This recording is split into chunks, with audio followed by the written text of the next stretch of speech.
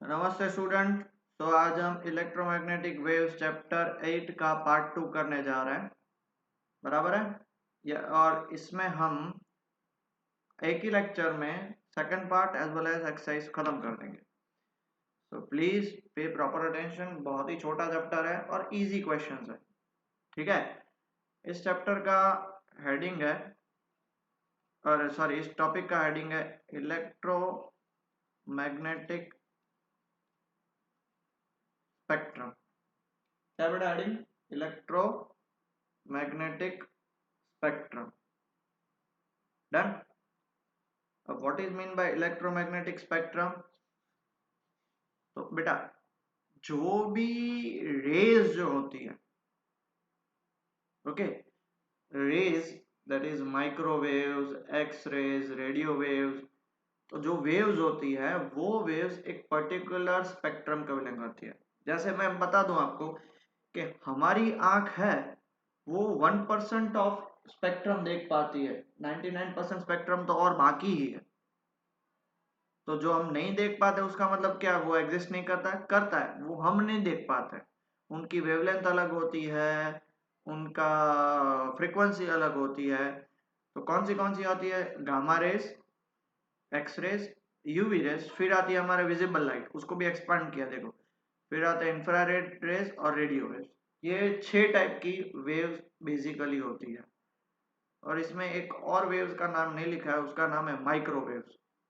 Okay, वो हम देखते हैं। तो ये क्या है? ये जो भी वेव्स और होती है उनका पर्टिकुलर देखो, यहाँ पे उनका फ्रीक्वेंसी दिया हुआ, वेवलेंथ दिया हुआ।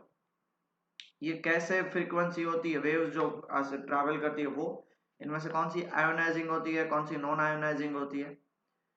अब उनके यूजेस भी है कि भाई कौन किसके लिए यूज होता है। ELF, VLF, LF, ये सारी रेडियो वेव्स होती है। ये माइक्रोवेव्स, ये इंफ्रारेड वेव्स, ये visible, ultraviolet, X rays and gamma rays. Ultraviolet से हम अगर देखने जाएं तो बहुत ही डेंजरस, देखो एक्सट्रीमली हार्मफुल हो जाते हैं। उससे पहले जो भी वेव्स होती है वो इतनी डेंजरस या हार्मफुल नहीं होती है। ओके, ठीक है, डन। ये है उनके इलेक्ट्रोमैग्नेटिक स्पेक्ट्रम के यूजेस। एक्सट्रीमली लो फ्रीक्वेंसी होती है वो AM वेव्स, आपको रेडियो के AM वेव्स आती है वो। उससे थोड़ी ज्यादा FM और टीवी। उससे थोड़ी ज्यादा जो माइक्रोवेव्स और रेडियो वेव्स के बीच में होती है वो सेल फोन जिस पे वर्क करते हैं। माइक्रोवेव्स रडार में काम करते हैं। इंफ्रारेड टीवी रिमोट आपको पता है, चालू करते हो। Visible light bulb. अल्ट्रावायलेट सन से। एक्स रेज तो आपको पता है, एक्सरे मशीन। और गामा रेज मतलब रेडियो एक्टिव एलिमेंट। ये सारे उनके यूजेस है। ओके, सो मैं आपको बेसिकली उससे आपको एक क्या बोलते हैं कि यूज टू करवाने की बात है। अब सबसे जो पहला पढ़ेंगे वो है रेडियो वेव्स। रेडियो वेव्स देखो, इसमें आपको 3 चीज याद रखनी है। उनकी फ्रीक्वेंसी, उनका वेव, 4 फ्रीक्वेंसी, वेवलेंथ और टाइप्स हो तो वो, और uses. Produced by accelerating charge in conductors. कैसे प्रोड्यूस होते हैं? By accelerating charge in conductors. And these waves are in range of, इनकी रेंज क्या होती है? These waves are in range of 500 kilohertz to 1000 megahertz। बहुत ही बड़ी रेंज है इसकी। कितने टाइप की होती है? सबसे पहले AM, एम्पलीट्यूड मॉड्यूलेशन। ये अगर आप इंजीनियरिंग करोगे या आगे BSc करोगे तो उसमें डिटेल में आएगा। ये waves are in range of 530 to 1710 kilohertz. फिर short wave are use for smaller wavelength और हाई फ्रीक्वेंसी। जिनकी वेवलेंथ कम उनकी फ्रीक्वेंसी ज्यादा। Next, frequency of waves used for TV transmission is from 54 megahertz to 890 megahertz। और FM frequency modulation, FM waves तो पता है ना, एक्चुअली उसका FM वो रेडियो, अहमदाबाद गए होगे, मुंबई गए होगे तो वहां पे FM आता है, तो वो बेसिकली FM वो फ्रीक्वेंसी मॉड्यूलेशन है। ठीक है। Band of radio frequencies varies from 88 megahertz to 108 megahertz. ये सारे याद रखना है, ऐसे ही आएंगे।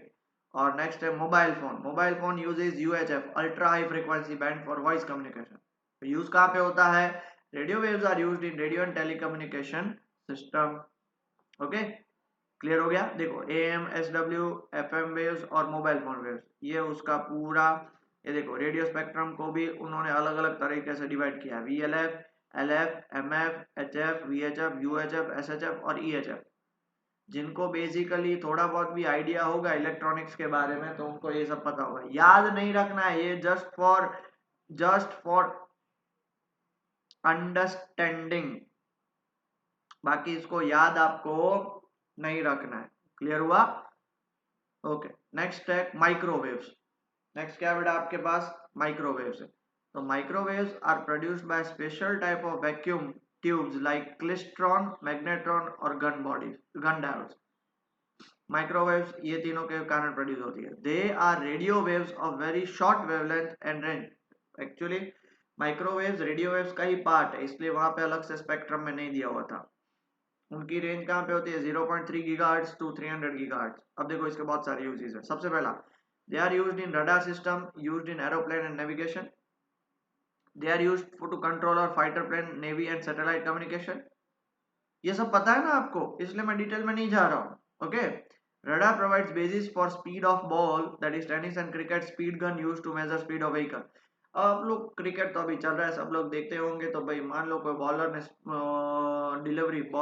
बॉल डिलीवरी करी, मतलब बॉल को फेंका 150 किलोमीटर पर आवर, कैसे पता चला? वो मेजर करने गए थे, तो थ्रू दिस होता है रडार सिस्टम। तो उसमें माइक्रोवेव्स यूज की जाती है। एंड और last, it is used in microwave ओवन्स, ये तो सबको पता है। Okay, in such oven frequency of microwaves resonate with frequency of water molecules। Oven में क्या होता है कि माइक्रोवेव की जो फ्रीक्वेंसी और वाटर की फ्रीक्वेंसी वो रेजोनेट करती है। Hence energy of wave is transmitted in form of kinetic energy of water molecule। और इसलिए वो सीधा कहाँ पे चली जाती है? वाटर में रेजोनेट होते होते, और वो वाटर पूरा बॉइल, वाटर तो एक एग्जांपल है, बाकी उसके अंदर जो भी चीज है वो गर्म होती है। Hence it can be used to heat food containing water molecules। और हर एक फूड में वाटर मॉलिक्यूल तो होता ही है, इसलिए वो आप वो वेव्स भेजोगे तो वो क्या होता है कि वाटर मॉलिक्यूल उसके अंदर के हीट होते हैं, तो जिसके कारण फूड भी हीट हो जाता है। Domestic microwave oven uses 0.915 gigahertz to 2.45 gigahertz to cook food और वार्म अप द फूड, ये यूज होता है। क्लियर हुआ? पक्का? ठीक है, डन। आगे बढ़ते हैं। Infrared waves. Infrared waves are produced by hot bodies and their molecules. किसी को आप में से अपना इसका आइडिया होगा, दैट इज मूवीज का। तो मूवीज में जो डिफेंस में होते हैं या फिर वो फाइटिंग करने जाते हैं, एक्शन मूवीज होते हैं, तो उनमें वो एक स्पेशल चश्मे पहनते हैं, दैट इज स्पेक्टिकल्स पहनते हैं। और वो स्पेक्टिकल इंफ्रारेड स्पेक्टिकल्स होते हैं, जिससे सामने वाला पर्सन हो ना, तो उसके पास वो पूरा रीजन क्या हो जाता है? येलोइश या ऑरेंजिश हो जाता है। क्यों? क्योंकि वहां से हीट निकलती है, तो उसको हॉट बॉडीज को वो पकड़ लेता है, क्योंकि हॉट बॉडीज ही इंफ्रारेड वेव्स छोड़ती है। तो उसके आजू बाजू कोल्ड बॉडीज होंगी, वहां पे ब्लूइश पोर्शन होगा, और कुछ भी नहीं होगी, वहां पे ब्लैक पोर्शन होगा। तो उससे हमें पता चल जाएगा भाई यहाँ पे कोई जो है वो जिंदा है या मरा हुआ है। Okay, infrared lies between microwaves and visible region of electromagnetic spectrum. LED also produces infrared waves। These rays are also known as heat waves। infrared को heat waves भी बोलते हैं। Reason behind these rays being called heat waves is such that these rays absorb water molecules in matter present like CO2 and NH3। Okay, वो water molecule को absorb कर लेते हैं। By absorbing these waves, kinetic energy of molecule increases, hence they get heated। Water molecule के कारण, क्योंकि वो देखो वाटर मॉलिक्यूल जो एब्जॉर्ब करेंगे तो उसके कारण क्या होगा? उनकी एनर्जी इंक्रीज हो जाएगी। They impart energy of neighbouring molecule, hence this molecule get heated, hence they are called heat waves. वो अपनी एनर्जी बाजू वाले को देगा, वो भी हीट होगा, वो उसके बाजू वाले को देगा, वो भी हीट होगा, इसके लिए उसको हीट वेव्स किया जाता है। यूजेस कहाँ पे? Infrared bulb are used in physical therapy. वो आपने देखा होगा ना, ब्लू कलर के बल्ब आते हैं, बहुत अलग अलग टाइप के बल्ब आते हैं, तो वो इंफ्रारेड। इवन आजकल वो एलईडी की एडवर्टाइज भी आती है, उसमें आयुष्मान खुराना आता है। हाँ, आयुष्मान खुराना ही आता है। ठीक है, अब वो भी क्या है कि वो उसका एडवर्टाइज करता है, इंफ्रारेड बल्ब्स का एडवर्टाइजमेंट करता है वो। तो उसमें भी आप देख सकते हो, उसमें भी यही है। Next, due to greenhouse effect average temperature of earth is maintain. Infrared waves है जिसके कारण ग्रीन हाउस हो रहा है, और उसी के कारण अर्थ का टेम्परेचर मेंटेन हो रहा है। Next, infrared sensors are used in military purpose and growth of crop in agriculture. बहुत सारे एग्रीकल्चर क्रॉप्स है ना, वो एक बंद दरवाजे में ग्रो करते हैं इंफ्रारेड रेडिएशंस में। LED is used in remote control of TV, video recorder and hi-fi system. LEDs वो तो आपने देखा होगा, रेड कलर का दबाते हो तो रेड कलर का बल्ब होता है, वो इंफ्रारेड वेव्स से होता है। ठीक है, आगे बढ़े। ये देखो इंफ्रारेड लाइट, यहाँ पे पूरा कुछ भी नहीं है, बाजू वाला पार्ट ठंडा है इसलिए ब्लू, और ये बहुत गर्म है क्योंकि इधर से एग्जॉस्ट निकलता है, तो जो गर्म है वो, तो नीचे वाला पार्ट भी गर्म हो जाता है, इसलिए वो पूरा क्या हो जाएगा, येलोइश। ठीक है, नेक्स्ट विजिबल रे, ये तो सबको पता है। Visible light is a part of radiation emitted by the sun. कौन एमिट करता है, sun. These rays can be produced by flame, bulb नहीं है, बल्ब आएगा, यहाँ पे आएगा bulb, and incandescent lamps also, incandescent, okay, ए आएगा, इनकैंडेसेंट लैंप्स। इनकैंडेसेंट लैंप्स मतलब आपको पता होगा येलो कलर के जो पुराने लैंप्स आते थे ना वो। This is a part of electromagnetic spectrum detected by human I. Human आई सिर्फ इतना ही देख पाती है, उसकी फ्रीक्वेंसी कहाँ पे, 4 × 10⁻14 से 7 × 10⁻14 हर्ट्ज, इतना ही। और उसकी wavelength 700 nm to 400 nm। Uses क्या है, human eyes is sensitive for radiation to radiation of visible rays. Due to visible light, we can see objects around us. Different animals are sensitive to different range of wavelength. For example, snake can detect infrared waves. Human से सिर्फ देख सकते हैं, बाकी animals देखो, snake है वो infrared waves देख सकते हैं, बहुत सारे अल्ट्रावायलेट भी देख सकते हैं, अलग अलग है। For some insect visible range is extended up to ultraviolet, और बहुत सारे इंसेक्ट ऐसे भी होते हैं जो विजिबल के साथ साथ अल्ट्रावायलेट रेंज भी देख सकते हैं। क्लियर हुआ बेटा, okay. Next is ultraviolet rays. Ultraviolet radiation are produced by special type of lens and very hot bodies. बहुत ही hot bodies और special type of UV lamps भी आते हैं जो क्राइम सीन पे यूज किए जाते हैं, जिससे पता चले। The sun is also an important source of UV radiation. सबसे important source of UV radiation sun है, वो सबको पता है, क्योंकि सन से ही UV रेज आती है, उसके लिए ओजोन लेयर होती है प्रोटेक्ट करने के लिए। Most of ultraviolet rays coming out of sun are absorbed in ozone layer which are at a height of 40 to 50 kilometre. क्यों, अगर वो UV रेज गिरी अर्थ पे तो लग गई अपनी। Excess of ultraviolet light is harmful for human body. When body is exposed to UV light for longer time period, melanin is produced in the body and skin becomes dark. UV rays हमारे body पे बार बार गिरेगी तो body में melanin नाम का एक बंदा प्रोड्यूस होता है, जिसके कारण वो स्किन डार्क हो जाती है, और बहुत फिर वो उसके कारण बहुत बार ऐसा भी होता है, म्यूटेशन भी होता है और हमें स्किन कैंसर भी होता है।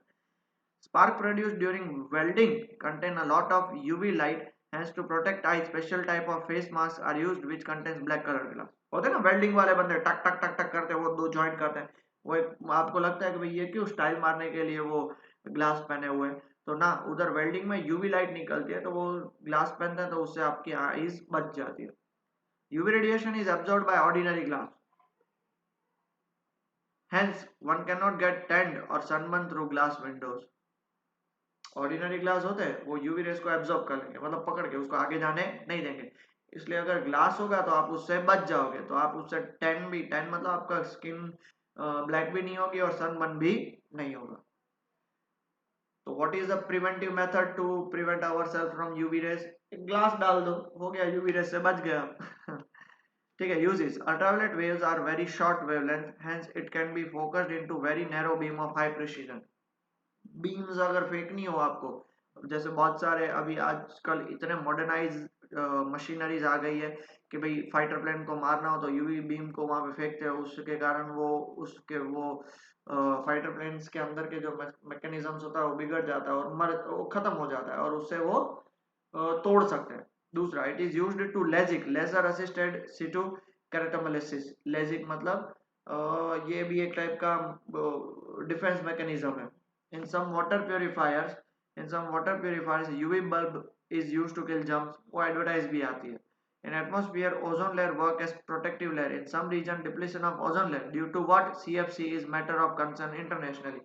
ये आपने 10th में पढ़ा है, इसलिए इसको डिटेल में नहीं पढ़ेंगे।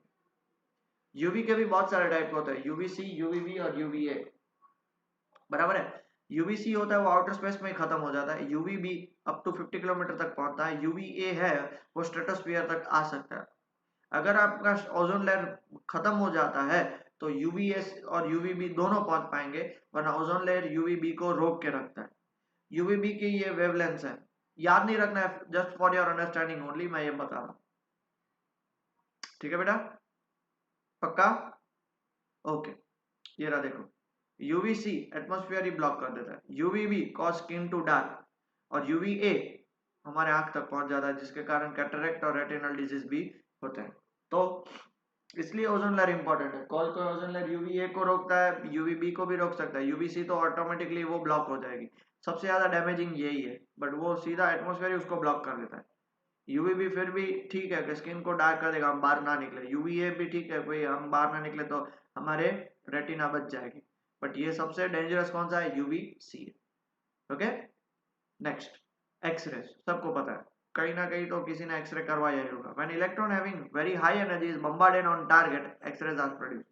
हाई एनर्जी को बम्बार्ड करते हैं किसी भी टारगेट पे तो एक्सरेज प्रोड्यूस होंगे।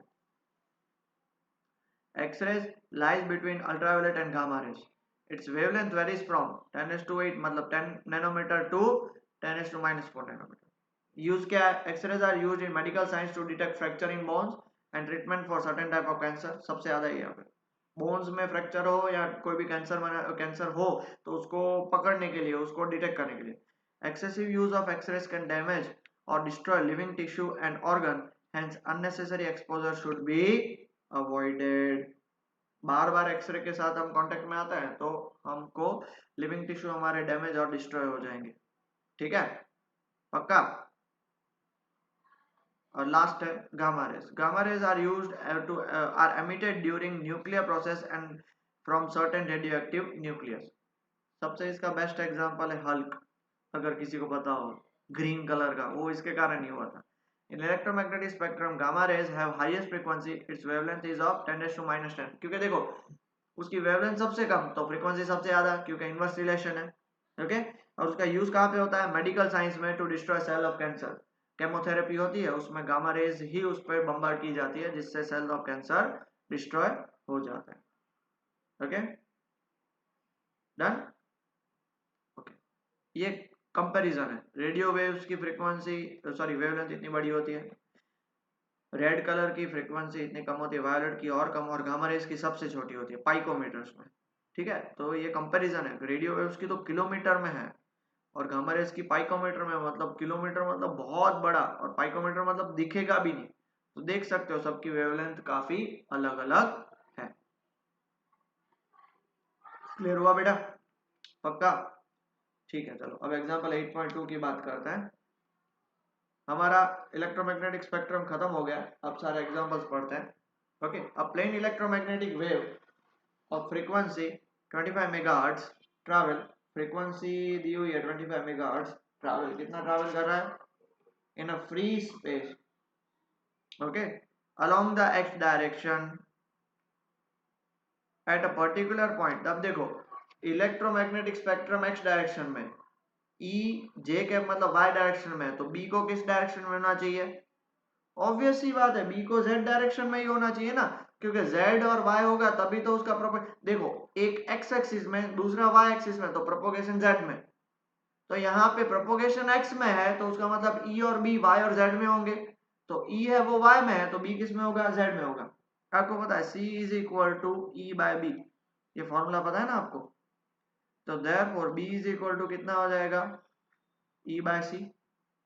तो b is equal to E की वैल्यू है 6.3 बाय सी कितना है? 3 into 10⁻⁸।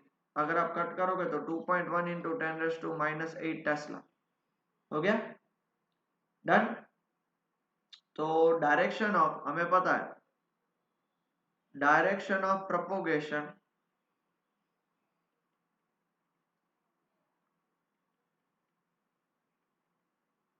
Is equal to direction of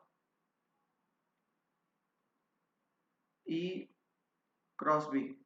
direction of propagation क्या है? I cap is equal to J cap cross direction of B. तो देयरफॉर प्रैक्टिकली सोचे तो डायरेक्शन ऑफ बी क्या होगा? Direction of B is positive Z axis. तो hence आपका B क्या हो जाएगा?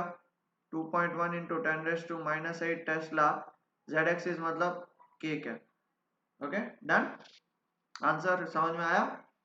पक्का समझ में आ गया बड़ा answer?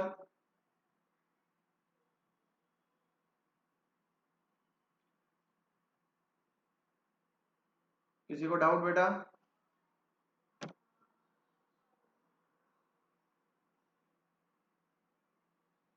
Done. Okay, example 8.3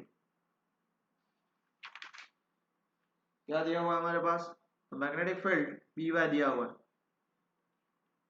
2 into 10⁻⁻7 sine 0.5 into 10⁻³ plus 1.5 into 10⁻11 tesla. Okay, तो आपको पता है but B Y is equal to B0 sine kx plus omega T. तो देयरफॉर k इससे में कितना होगा?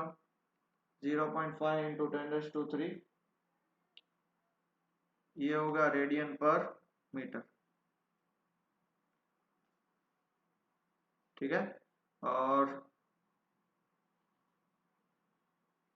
ओमेगा कंपेयर करोगे तो ओमेगा कितना होगा? 1.5 इंटू 10⁻11 रेडियन पर सेकंड। तो आपको क्या फाइंड करना है? What is the wavelength and frequency. अब सबको पता है k is equal to 2 pi by lambda, तो therefore lambda is equal to 2 pi by k। 2 into 3.14 by k कितना है?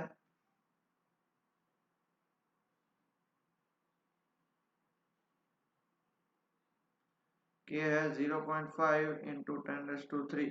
तो इन सबको कैलकुलेट करो तो कितना आएगा? 1.256 इंटू 10⁻² मीटर। ठीक है, और फ्रीक्वेंसी हमें फाइंड करनी है, तो फ्रीक्वेंसी आपको पता है 2 pi f is equal to lambda, तो therefore f is equal to lambda by 2 pi. Lambda by 2 pi मतलब 1.5 मेरी गलती है, sorry sorry sorry sorry sorry, lambda नहीं है, ये होगा omega is equal to 2 pi f, omega is equal to 2 pi f, हाँ सॉरी। तो therefore f is equal to omega by 2 pi. Omega कितना है हमारा? 1.2 इंटू 10⁻11 इंटू 2 इंटू 3.14। इसको सबको कैलकुलेशन करोगे तो कितना आएगा? 2.388 इंटू 10⁻10 हर्ट्ज। खत्म। Write an expression for the electric field. Electric field का एक्सप्रेशन लिखना है, पहले इतना लिख लिया, ये था हमारा फर्स्ट पार्ट। अब सेकंड पार्ट। सेकंड पार्ट तो आपको पता है कि C is equal to E naught by B naught, तो therefore E not is equal to B naught into C। B naught कितना है आपका कंपेयर किया तो B नॉट है 2 इंटू 10⁻⁻7। देख लो यहाँ से ही B नॉट को कंपेयर कर लो, 2 इंटू 10⁻⁻7 टेस्ला। ओके, हो गया। तो इंटू C 3 इंटू 10⁻8, सब कुछ कैलकुलेशन करोगे तो कितना आएगा इसका आंसर? 60 वोल्ट पर मीटर। तो देयरफॉर E कौन से डायरेक्शन में होगा? कुछ दिया हुआ specification, write expression for the electric field B Y है।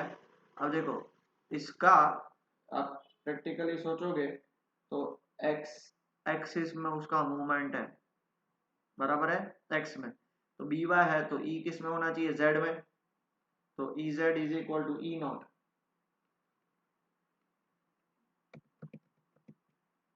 Sign omega K X plus omega T. तो E Z is equal to E not कितना है? 60 साइन के कितना हमारा? के तो सबके लिए फिक्स रहेगा 0.5 इंटू 10⁻³ प्लस ओमेगा भी फिक्स रहेगा 1.5 इंटू 10⁻11 और इसका आंसर आएगा वोल्ट पर मीटर। ओके, तो ई हमारा क्या हो जाएगा? ई जेड के कैप, ई जेड ये पूरा लिख लो और के कैप आंसर। डन। ठीक है, next question fourth. Light with energy flux of 18 volt पर centimetre square falls on a non reflecting surface at a normal incidence. ऐसा गिर रही है नॉन रिफ्लेक्टिंग सरफेस पे। If the surface and area this, find the average force exerted during the first 30 minutes of span. तो आपको पता है कि भाई F is equal to P by T, where P is momentum, F is equal to dp by dt होता है rate of change of momentum, तो F is equal to P by T वहां से आया, पता चला। Okay, but momentum is equal to U by C. U क्या है? यू आपकी एनर्जी जितनी गिर रही है वो इंटेंसिटी। ओके, तो therefore F is equal to P की जगह पे U by C T. Okay, now if intensity of given radiation, उसको मान लेते हैं आई, इज आई, तो therefore I is equal to क्या होगा? एनर्जी पर टाइम, बराबर है, एनर्जी पर टाइम होगा। तो U बाय ए टी होगा। U बाय ए मतलब जितना इंसिडेंट पर एरिया, जितना इंसिडेंट पर एरिया। तो ये हम इसमें से क्या बोल सकते हैं? U is equal to I A T बोल सकते हैं। तो इस U की जगह पे हम क्या लिखेंगे? तो therefore F is equal to I A T by C T, ये कैंसिल हो जाएगा। F is equal to I A by C. I हमारे पास दिया हुआ है 18 इंटू वेबर पर सेंटीमीटर स्क्वायर है, तो 10 पावर 4 हो जाएगा। ये देखो, I is equal to 18 weber पर सेंटीमीटर स्क्वायर, तो मीटर में कन्वर्ट करना है, तो इसको मीटर में कन्वर्ट करेंगे तो पर है इसलिए ऊपर चला जाएगा, तो 10⁴ वेबर पर मीटर स्क्वायर हो जाएगा। टन इंटू एरिया, एरिया कितना दिया? 20 सेंटीमीटर स्क्वायर, मतलब 20 इंटू 10⁻⁻⁴, और C speed of light 3 into 10⁸ F कितना होगा? 1.2 इंटू 10⁻⁻⁶ न्यूटन। ओके, अब क्वेश्चन में क्या पूछा? Find the average force exerted during a 30 minutes of time span।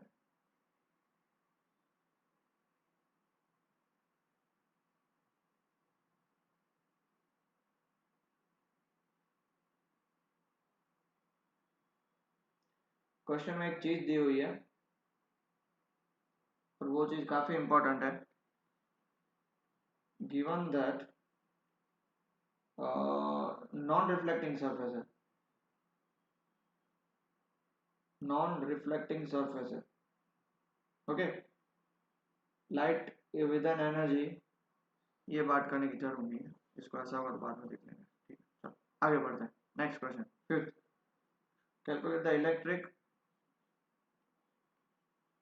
calculate the electric magnetic field produced by the radiation coming from 100-volt bulb at a distance of 3 meter. Assume that the efficiency of the bulb is 2.5% and it is a point source। तो सबसे पहला power कितना formula है? 2.5% of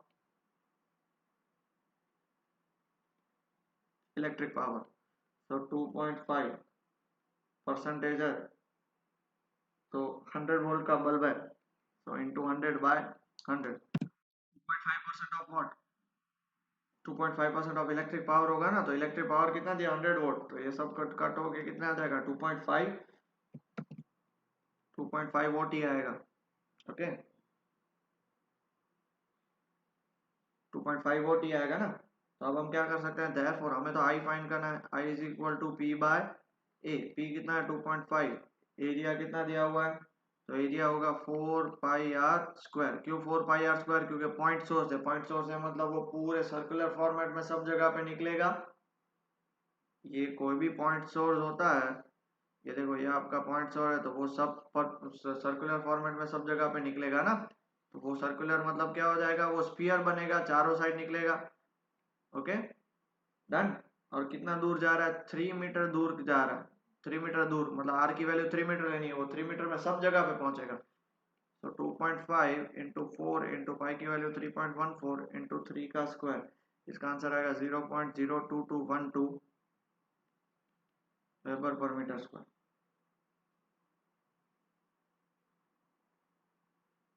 हमारे पास formula है, इसमें हमने characteristics में देखा, I I is equal to epsilon naught E square R M S into C. हमें क्या चाहिए? तो therefore E square R M S चाहिए हमें, तो इज इक्वल टू क्या हो जाएगा? I by epsilon naught into C. तो ई आर एम एस हमें क्या मिलेगा? √I by epsilon naught into C. Done. तो therefore E R M S की वैल्यू √ आई कितना है? 0.02212 अपॉन एप्सिलॉन नॉट क्या होता है? 8.85 इंटू 10⁻⁻⁴ -12 इंटू सी क्या है 3 इंटू 10⁸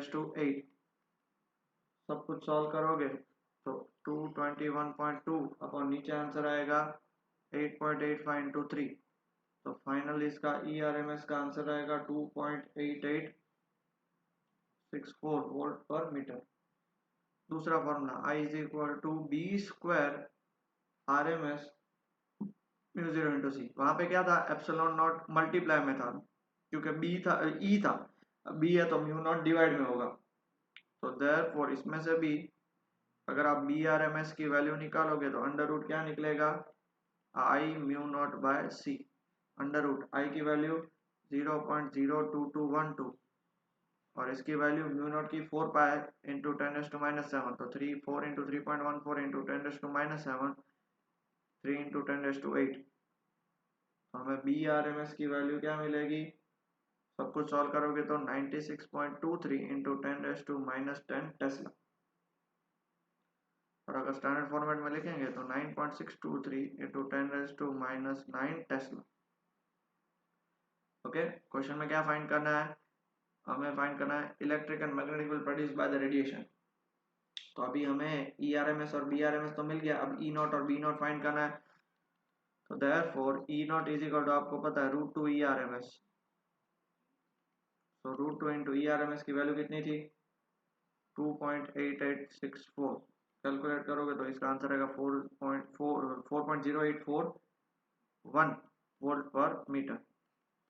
बी नॉट क्या आएगा √2 BRMS, √2 कितना होता है पता है 1.414 और BRMS की वैल्यू निकली 9.623 इंटू 10⁻⁹ तो इसको सॉल्व करोगे तो 1.361 इंटू 10⁻⁸ टेस्ला इसका आंसर, बराबर, पक्का, डन। अब एक्सरसाइज का क्वेश्चन स्टार्ट करें थर्ड, क्योंकि 1 और 2 डिस्प्लेसमेंट करंट का, इसलिए थर्ड क्वेश्चन से सीधा स्टार्ट करेंगे। What physical quantity is the same for x ray of wavelength 10⁻⁻10 metre, red light of wavelength 6800 angstrom and radio wave of wavelength 500 metre. Okay, तो हम क्या बोल सकते हैं, ऑल ऑफ गिवन रेडिएशन, जितने भी ये सारे रेडिएशन है, चेक कर लो, एक्सरे, रेड लाइट और रेडियो वेव्स, ओके, हैव, उन सब में क्या इक्वल होना चाहिए, कौन सी फिजिकल क्वांटिटी, तो have equal speed in vacuum. आ गया समझ में, that is C is equal to 3 into 10⁸ metre पर सेकंड। वैक्यूम में सबकी स्पीड क्या होती है, इक्वल होती है। आया समझ में, बराबर, ओके। क्वेश्चन में स्पेसिफाई करना चाहिए वैक्यूम, बट नहीं दिया हुआ है तो हम मान लेते हैं अपने तरफ से। Next question, a plane electromagnetic wave travels in vacuum along z axis, what can you say about the direction of electric and field vector? तो सिंस आपको पता है कि electromagnetic wave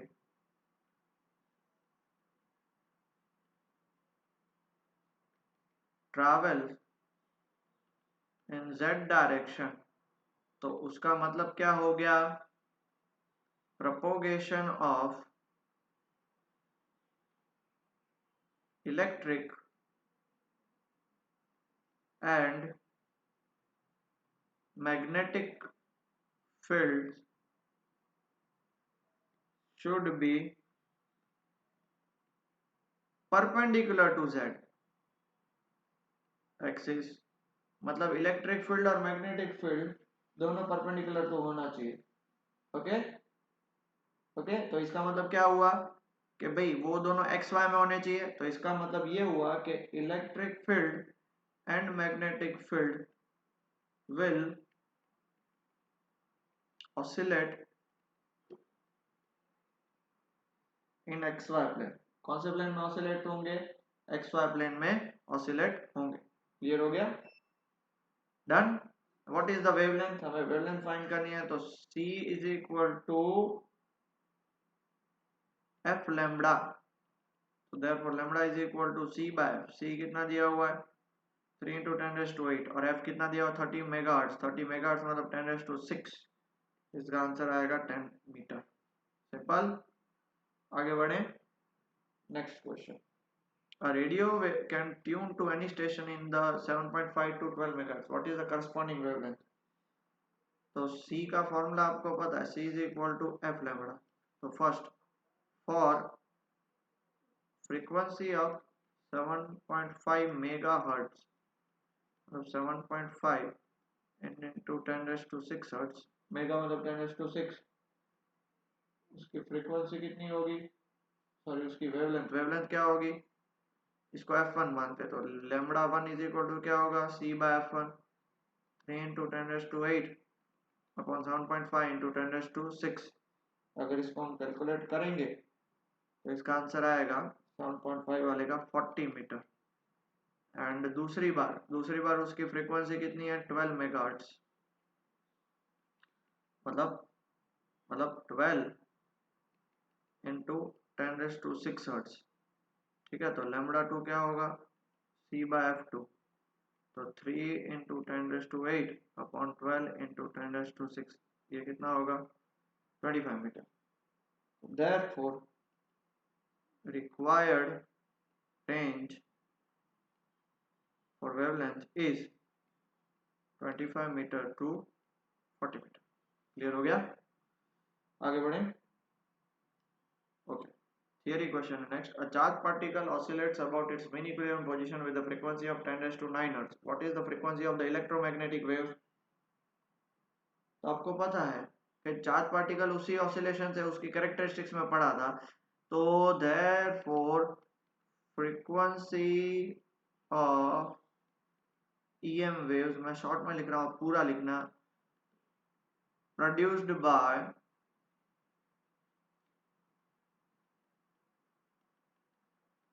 oscillator will be same 10 raised to 9 hertz, क्योंकि उसके साथ वो match करता है.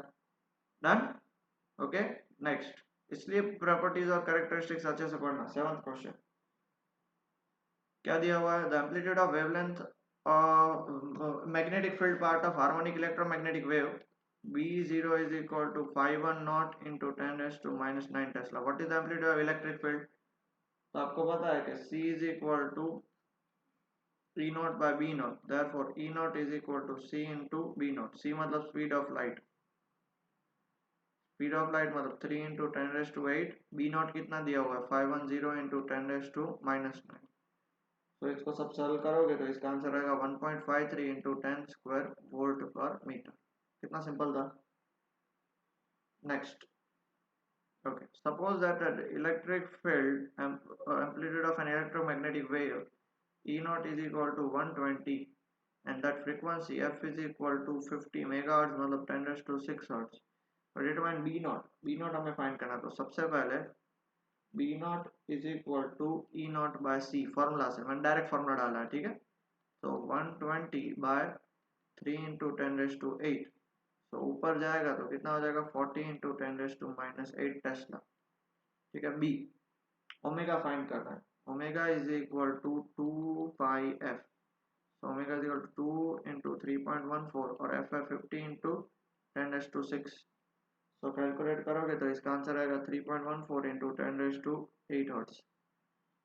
हर्ट्ज नहीं आएगा, इसका आंसर आएगा रेडियन पर सेकंड.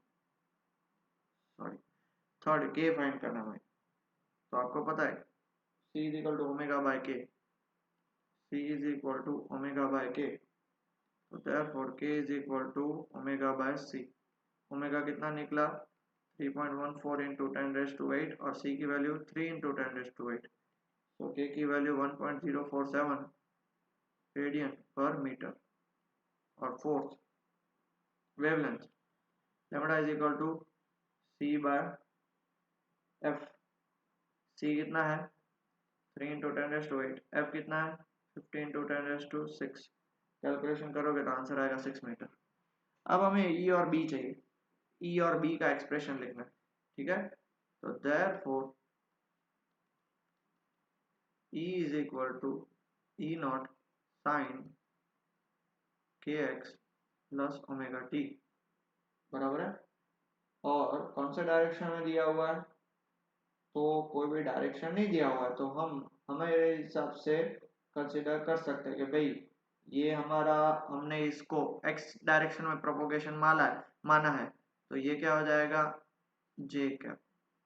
ओके, रीजन क्या आएगा, सिंस EM waves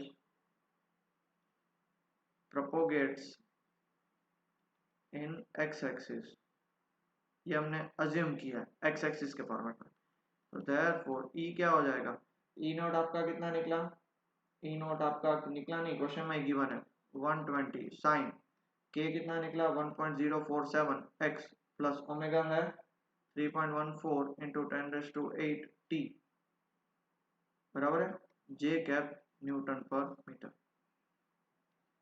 अब उसमें दूसरा B अब कहाँ पे होगा, B नॉट साइन के एक्स प्लस ओमेगा टी, तो ये के कैप हो जाएगा क्योंकि जे कैप और के कैप तभी तो उसका एक्सिस एक्स एक्सिस है। बी नॉट कितना निकला आपका, बी नॉट निकला 4 into 10⁻⁻7 sine 1.047 X plus omega कितना निकला 3.14 इंटू 10⁸ ठीक है टी, तो ये क्या हो जाएगा के कैप और ये हो जाएगा टेस्ला, ये आपका निकला बी। इतना सिंपल था, ठीक है। Next question, the terminology of different parts of the electromagnetic spectrum is given in the text. Use the formula E is equal to HF and obtain the photon energy in units of EV for different parts of the electromagnetic spectrum. देखो आपको सबको पता है H की value कितनी है 6.625 into 10⁻⁻34 joule second. Okay, हमको सबसे पहले रेडियो वेव्स के लिए हम बात करते हैं, radio waves, so E is equal to HF, mu मतलब एफ ही होता है बराबर है 6.625 इंटू 10⁻⁻34, इसकी फ्रीक्वेंसी क्या होती है रेडियो वेव्स की, एफ होती है 3 इंटू 10⁸ हर्ट्ज, डाल दो 3 इंटू 10⁸ हर्ट्ज, कैलकुलेट करोगे तो इसका आंसर आएगा 19.88 इंटू 10⁻26 जूल्स, बट क्वेश्चन में बोला ईवी के फॉर्मेट में, तो 19.88 इंटू 10⁻26 अपॉन 1.6 इंटू 10⁻⁻19, और इस सबको सॉल्व करोगे तो कितना आएगा आंसर 12.42 इंटू 10⁻⁻7 ईवी। ऐसे ही आप सबके लिए, दूसरा किसके लिए, इंफ्रारेड के लिए फाइंड करोगे, मैंने आपको बता दिया, फिर तीसरा विजिबल के लिए फाइंड करोगे, चौथा यूवी के लिए, पांचवा एक्सरे के लिए और छठा गामा के लिए, ऐसे सबके लिए आपको फाइंड करना है और सबको ईवी में कन्वर्ट करना है। एच सबके लिए फिक्स रहेगा, एफ सबका चेंज होगा आपके पास टेक्स्ट बुक में और अभी मैंने आपको बताया उसमें दिया रहेगा, ठीक है पक्का। Next question, in a plane electromagnetic the electric field oscillates sinusoidally at a frequency f दिया हुआ 2 इंटू 10⁻10 हर्ट्ज और उसकी एम्पलीट्यूड ई नॉट दी हुई है 48 वोल्ट पर मीटर, तो हमें सबसे पहले क्या फाइंड करना, वेवलेंथ, तो c is equal to lambda f, so therefore lambda is equal to c by f, 3 into 10⁸ upon 2 into 10⁻10 1.5 into 10⁻⁻2 मतलब 0.015 मीटर। दूसरा क्या फाइंड करना, what is amplitude of magnetic field, तो c is equal to e naught by b naught, therefore b naught is equal to e naught by c, e naught कितना है 48 by 3 into 10⁸, solve करोगे तो answer आएगा 16 into 10⁻⁻8 tesla. तीसरा, so that the average density of E equals the average density of B। अब देखो average density का formula आपने कैरेक्टरिस्टिक्स में पढ़ा था, density of E is equal to half epsilon naught E square RMS, ठीक है, और रो बी कितना होता है half B square RMS by mu naught. अब इन दोनों को डिवाइड करते हैं, rho E by rho B, तो हाफ हाफ कैंसिल हो जाएगा, E naught E square RMS by B square RMS whole upon mu naught, यहाँ पे कुछ नहीं आएगा, ये म्यू नॉट जाएगा ऊपर, so rho E by rho B is equal to, ये क्या हो जाएगा E RMS by B RMS का स्क्वायर, ये ऊपर जाएगा epsilon naught mu naught, E RMS by B RMS वो होता है सी स्क्वायर, और आपको पता है C is equal to 1/√E0 mu epsilon naught mu naught, तो एप्सिलॉन नॉट म्यू नॉट को मैं क्या लिख सकता हूँ 1/c² इज इक्वल टू 1 हो जाएगा। तो therefore rho E is equal to rho B, हो गया प्रूफ, दोनों की एवरेज डेंसिटी क्या है, सेम है। ओके, काफी बड़ा लेक्चर हो गया, एक्सरसाइज खत्म करनी थी इसलिए हमने कर ली। आई होप सबको ये लेक्चर क्लियर हो चुका है। ठीक है, यहाँ पे ये चैप्टर 8 खत्म होता है, बुक 1 हमारी खत्म हो गई है। सो प्लीज अच्छे से पढ़ाई करिए, मन लगा के पढ़ाई करिए, दिल लगा के पढ़ाई करिए, ढंग से पढ़ाई करिए। Okay, till then take care and study well बेटा।